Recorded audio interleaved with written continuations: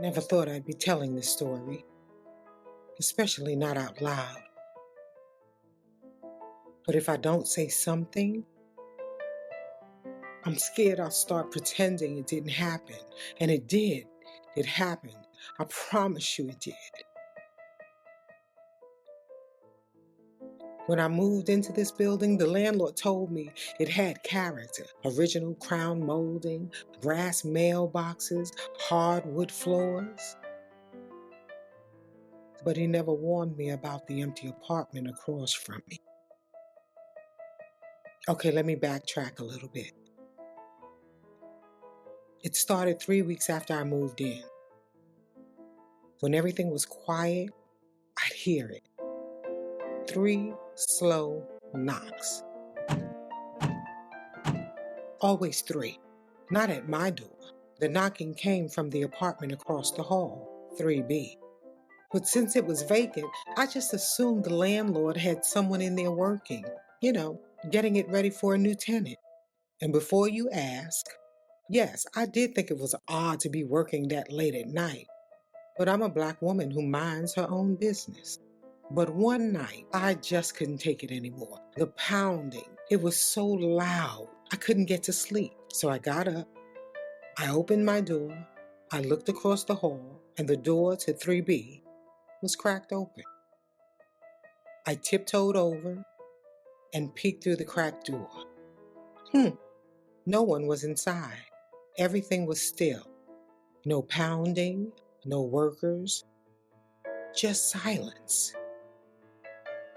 It was as if the apartment took a deep breath and held it inside because it knew I was there.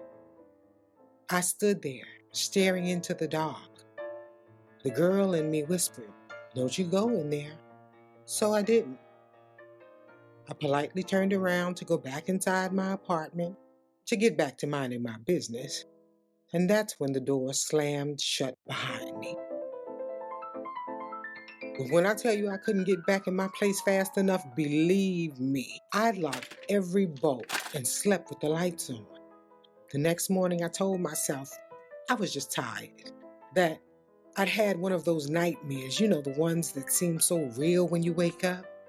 You see, I'd been working 60 hours a week for more weeks than I could count. And I thought it was just starting to catch up to me. I'd convinced myself that everything was fine, and then it happened. I was on my way to work. I stepped to the front door, and there, shoved underneath the threshold, was a letter. No stamp, no return address, just one handwritten line. "Let's do it again tonight." Well, I stayed at work as long as I possibly could. I felt safer there than I did in my own home. But eventually, I had to go back.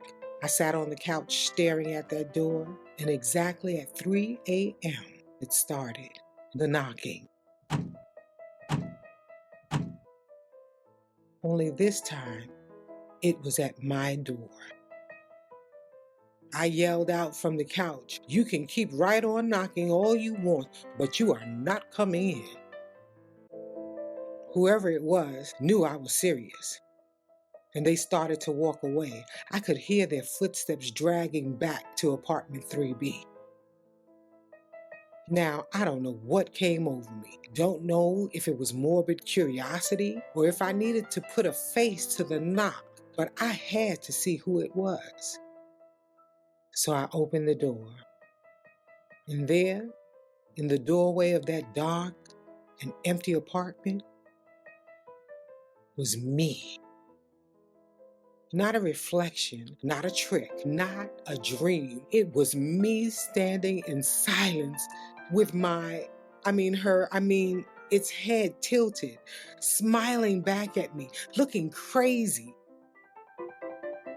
And that's when it said, "It's about time. I've been waiting on you." Well, you know what happened. I slammed the door hard, bolted the locks, and headed straight for the liquor cabinet. When I woke up the next morning, the note was gone, along with any proof of what had happened the night before. Now, Every time I walk past apartment 3B, it feels like I'm walking past an alternate universe where I'm on the other side, waiting and watching to tell me something that I don't know. And some nights, when I forget to turn out the light, or when I don't crank up the music, I hear her, me, knocking. 3 slow knocks. So if you ever move into a place like this, with character, and the apartment across the hall from you is empty, don't open the door.